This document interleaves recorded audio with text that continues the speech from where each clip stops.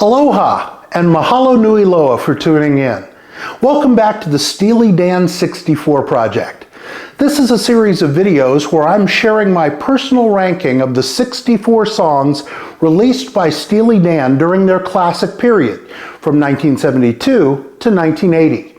My foundational premise is this: not one of these 64 songs sucks, but I do enjoy some more than others. Let's talk about the songs I ranked from 48 through 41. Glad you're here. I'm Swan Shadow, this is The Nest. As always, you're welcome to my channel, if not to my actual house, because that would be weird. In today's video, we're going to cover the 8 songs that come in at numbers 48 through 41 in my ranking of Steely Dan's 64 classic period songs. If you're curious as to what songs landed further down the list, there are links to my earlier videos in the description below. Now, just a reminder, this ranking is strictly a representation of one person's opinions, that's me, about these songs, coming from someone who's been an avid Steely Dan fan since the 1970s. The way you put these songs in order can, will, and indeed should be different from the way that I did it. Our tastes vary, emotions and emotional connections vary widely. So if we're not 100% in agreement, that's perfectly fine. With that, let's get into my song number 48.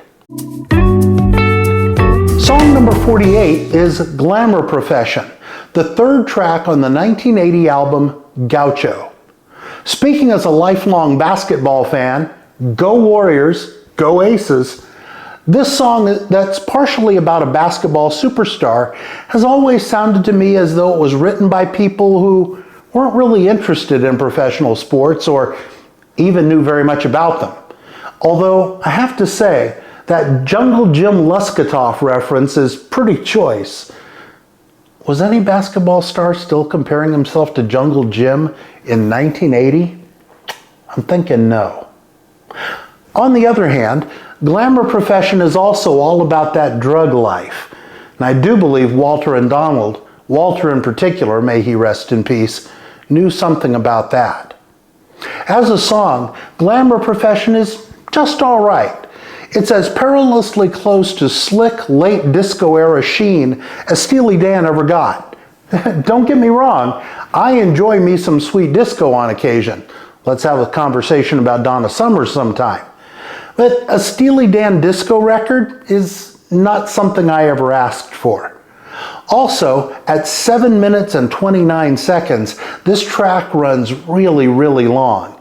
Within the Steely Dan 64, only Asia and Deacon Blues clock in at greater lengths. Both of those songs earn every moment of their time. I'm not sure that Glamour Profession quite does. The production value, however, is amazing. A veritable plethora of disco records wish they had sounded this good. And nothing in that genre ever boasted a guitar solo as supple and seductive as the one played here by the great Steve Kahn. My main personal memory of Glamour Profession is that my original vinyl LP of Gaucho had a tiny scratch in one of the instrumental breaks that caused the record to skip and repeat.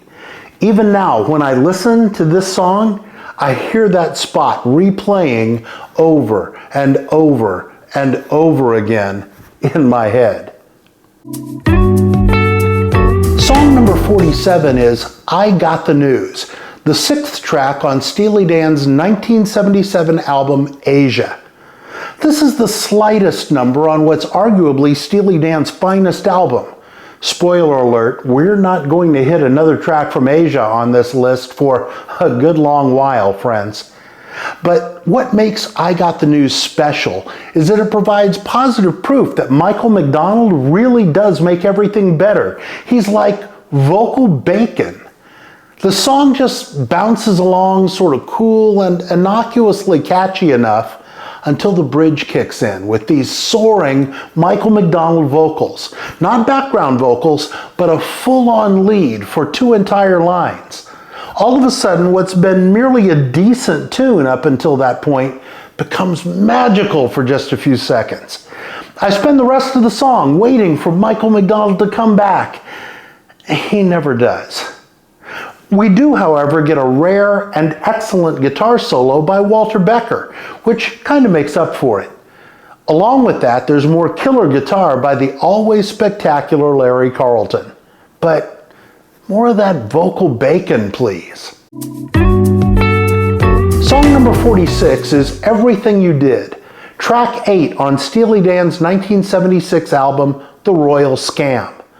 This song earns its place in the Steely Dan legend thanks to the line, "Turn up the Eagles, the neighbors are listening." I've never been entirely certain whether the reference to the Eagles was intended by Becker and Fagen to be affectionate or derisive. I've heard both interpretations defended.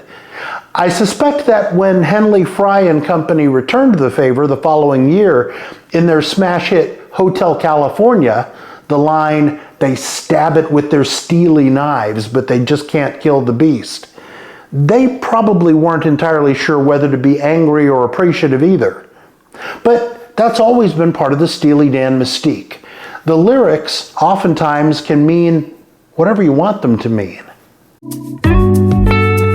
Song number 45 is Everyone's Gone to the Movies, track number 6 on the album Katy Lied, released in 1975.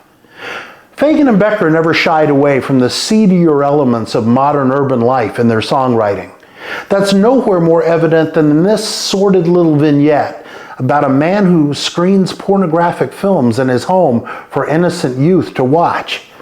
Hopefully Mr. LePage either got busted or at least cleaned up his act somewhere along the line. Just between you and me, I have my doubts. The musical highlight here comes from the sparkling vibraphone of Steely Dan stalwart Victor Feldman. Seriously, when's the last time you heard a vibraphone on a pop rock record? I want to call your attention to that little drum pattern that Jeff Porcaro lays down toward the end of the piece. If you listen carefully, you'll get a foretaste of the beat that the late, great Mr. Porcaro would play on Toto's mega hit, Africa.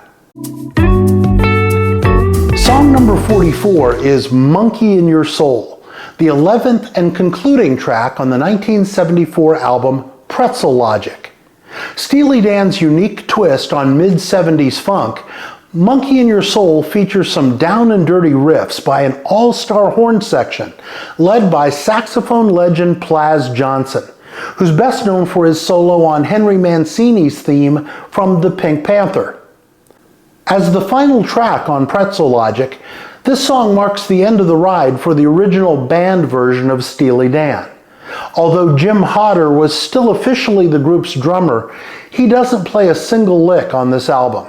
He contributes some backing vocals to the song Parker's Band, but that's all. After this record, Jeff Skunk Baxter would head off to play guitar with the Doobie Brothers. The other regular guitarist, Denny Dias, would continue with Steely Dan as a session player all the way through the 1977 album Asia. Song number 43 is Green Earrings, the 6th track on the 1976 album The Royal Scam. Green Earrings is a perfect illustration of the struggle that necessarily ensues when you attempt to rank things, and especially when you try to rank things like the Steely Dan 64, where nothing is terrible, everything is at least quite good and has numerous points to recommend it, and many of the items in the set are in fact excellent. I look at my list and see Green Earrings at number 43 and I ask myself, how can a song this good slot in this far down in the ranking? This is a really fine song, and it's among the better tracks on what is, for me, one of Steely Dan's best albums. I mean, look, if the white-hot drumming of Bernard Pretty Purdy on this track doesn't get your attention, you should check your pulse. Elliot Randall spikes some searing guitar work throughout the song, including another of his patented solos toward the end. Denny Dias, who was in Steely Dan since the beginning and continued to record with them after they ceased to be a band as such, slides in for his own sweet solo midway through. So yeah, 43 seems pathetically low. But then I have to ask myself, What do I move down so that I can move green earrings up? I don't know. Everything ahead of it on the list is just so darn great. To quote Yul Brynner in The King and I, it's a puzzlement. Song number 42 is Razor Boy, the second track on the 1973 album Countdown to Ecstasy. Razor Boy is noteworthy in the Steely Dan catalog, mostly for the presence of veteran jazz player Ray Brown on string bass. By the early 1970s, one didn't hear a lot of upright bass on rock records, outside of what remained of rockabilly.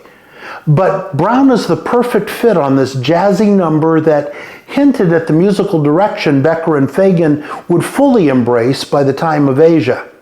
Things would only get jazzier from here. Thematically, this song is kind of the flip side of one that we'll discuss in a later video. Spoiler alert, much, much later. Any major dude will tell you. The message of the two songs is the same.